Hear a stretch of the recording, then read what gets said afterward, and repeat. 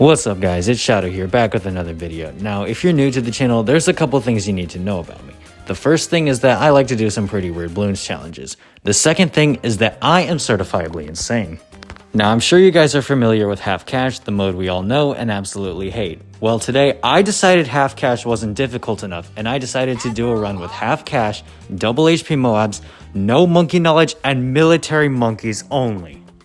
I was also going to do this as a one life only challenge, but as you can see, that is literally impossible because you can't afford anything on round 3. I just have to tank this entire round and put a sub down on round 4. This is insane.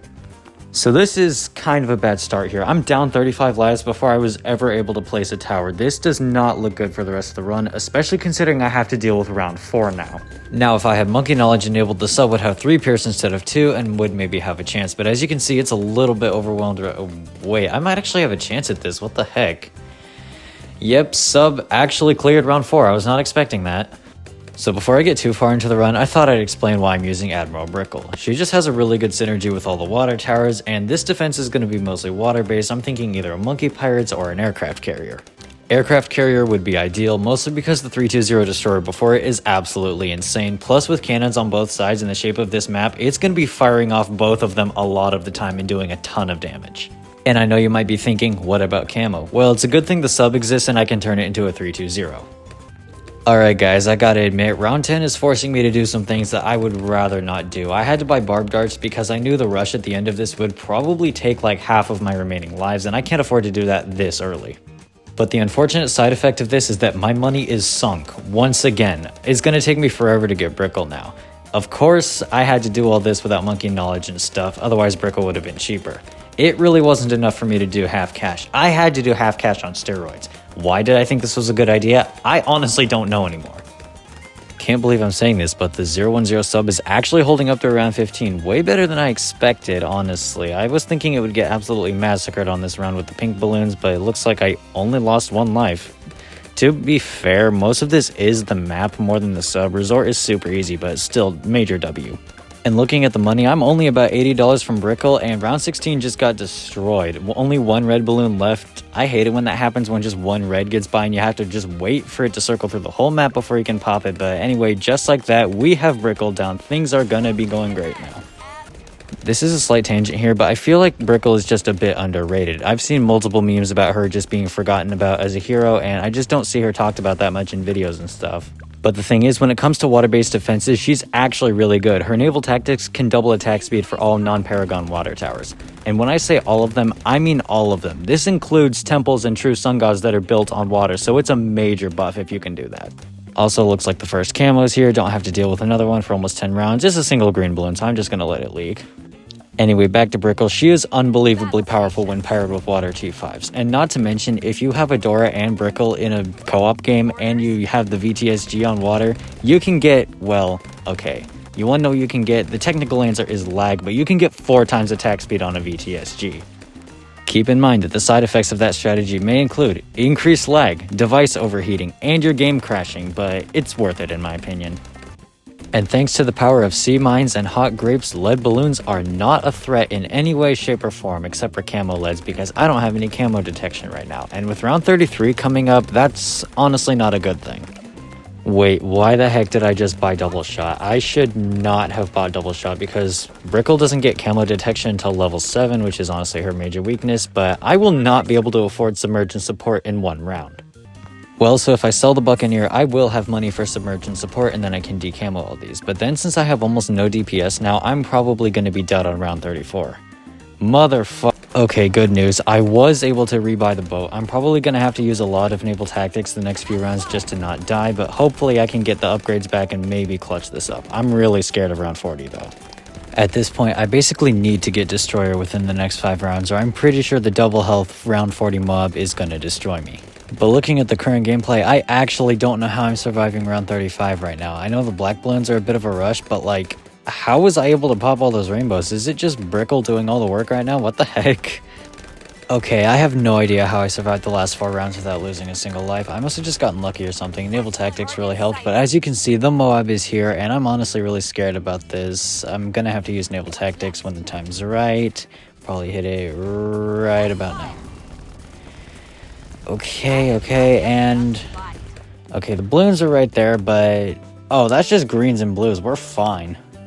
Good news, y'all. I'm finally getting the destroyer, and after that, nothing is going to be a threat until round 60, especially once I get Plutonium Reactor for more consistent decamo, but the destroyer absolutely shreds, even double health Moabs. Alright, y'all, I've made it to round 50. I've got Plutonium Reactor, I've got the destroyer, I've got 5k saved up, and I'm going to get aircraft carrier soon. 30 rounds to go, and other than a rough start, it's genuinely been a lot easier than I expected. I was expecting half cash with military only and double HP mobs to be a nightmare, but frankly, it's been not that bad. I guess it being on resort really helps. Of course, I've also had the advantages of being able to lose lives and being able to sell towers. If it wasn't for those, I would have died. But you know what? If this video gets 50 likes, I'm gonna do a half cash chimps run. So make sure to leave a like on this video and subscribe to my channel if you want to see that. Honestly, half cash chimps would be way trickier than this because in chimps, you have to go to round 100 and it gets way harder after round 81. So I have to deal with DDTs, fortified DDTs, fortified ZOMGs, round 98, and a bad, all with almost no money. So if you want to see me play half cash chimps and suffer in the process, make sure to hit that like button. Also, make sure to subscribe and use my creator code so I can get a new computer because, yeah. And here we are with the BFB, the first real test for the aircraft carrier, especially with double health, but look at that, with naval tactics, it gets absolutely shredded. Many of you guys don't know this, but I used to play BTD5 a lot before I played BTD6, and they had the aircraft carrier in that game, and I honestly think the power scaling in this game is a lot higher because the BTD5 aircraft carrier costed like 14,000 and it struggled with a Moab. It was really bad. Though I gotta say, where the power scaling didn't carry over was with farms, where the banana research facility only cost 14,000 in medium for the upgrade, and with valuable bananas made 3,000 a round. I wish we had farms like that in this game. It would make boss events so much easier. Not that that really matters to me because I don't play bosses anymore, but whatever. We finally made it to round 69, the nicest round in the game. The only thing nicer than the round number is the setup. I'm about to get the Moab shove, and then this strategy is complete. We've got the monkey pirates to pull in the BFBs, aircraft carrier for damage, Admiral Brickle for support. The only thing I have to worry about now is the ZOMG, but I think I can brute force that. I honestly have to wonder if this would have worked with other tower categories because the military towers work together so well, but I don't know if other tower categories could match the effectiveness of this. I mean, I'm pretty sure the only tower I would have been able to start with on primary was an unupgraded dart monkey, and that thing would have gotten overwhelmed in a hurry, especially with round 4. When it comes to magic, no starter towers for this, not even the cheapened wizard, and the early game would definitely be rough because it takes a while for the magic towers to get in their element. And finally, we have support, and you could start with a beast handler, but I honestly think an unupgraded beast handler is worse than a dart monkey. Target sighted. Now that I think about it, primary might actually do okay if I had embrittlement and an overdrive. The combo is killer, especially with the decamo and the brittling of all the balloons. As for magic, I don't know. All the good magic towers are probably too expensive for half cash, and druid farming does nothing in this mode. The thing about half cash is that farming technically works, but it's so inefficient that it's usually not worth it. I mean, it takes like 30 rounds for a base banana farm to pay itself off, and you're usually better spending that money elsewhere. After playing this game on and off since December 2021, I have finally come to a nuanced and an enlightened opinion regarding half cash. It's annoying as hell.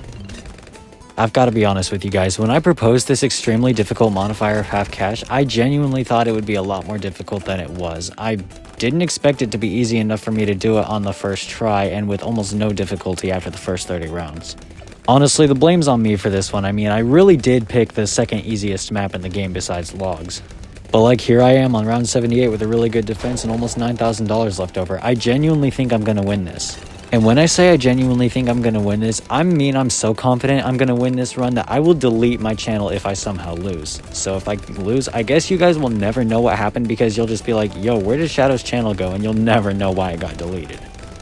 Now that I think about it, I guess that means if you're watching this, you already know what happened. Maybe I should cut that part out, I don't know. I guess that doesn't really matter too much. Anyway, here we are with the ZOMG, the final boss of half cash mode. It looks like it's gonna go down pretty easily, especially if I use Brickle's Mega Mine on it. And here we are, the Moab shove is slowing it down, and once I use naval tactics, it's honestly done for. This is completely unrelated to the gameplay, but whenever I say Mega Mine, I think of this guy. And for those wondering, I think the original movie is great, and no, I am not watching the Doom Syndicate. Anyway guys, if you enjoyed this video, make sure to hit that like button and subscribe to my channel, and don't forget to use my creator code ShadowViperBTD to help support my channel. Anyway, thank you so much for watching, you're a legend if you've made it this far, and I'll see you in the next video.